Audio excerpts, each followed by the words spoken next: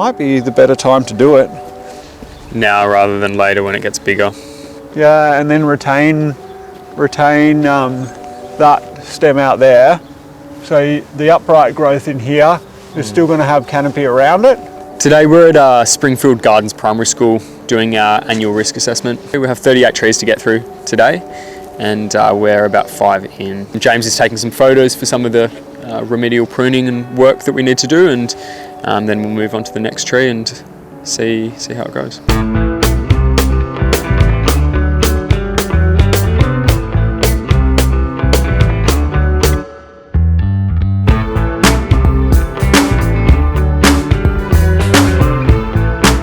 So on this maple, we've got a previous wound where it appears that an included union that can be reasonably common in these species has failed here, possibly in a high wind event. While this tree is still fairly young, we're going to recommend removing this stem here, as it's not going to become a very viable stem in the future. Given the rest of the structure of the tree, I think that we can encourage the other parts to take shape in the canopy there. When we assess the risk, the first thing we look at is the target. We're looking at the occupation around the tree, or pedestrian, possibly property. It depends on what the tree is near to what the target's going to be.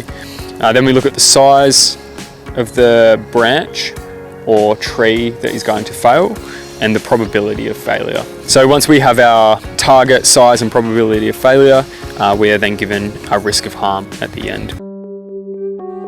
So we just completed our annual risk assessment at Springfield Gardens Primary. Just having a look over the trees here, checking their structure and their health. All in all, they're in pretty good condition. That's the idea of conducting annual inspections, as we shouldn't be finding anything that's really severe risk or anything like that, unless there's been a big storm or anything like that. Today we got trainee consultant out with us, just learning about the kind of things that we look for around when we're conducting a risk assessment. We're also looking at the health of the trees as well as the risk that they may pose, and recommending any works that might be advantageous for the trees as well, for their health.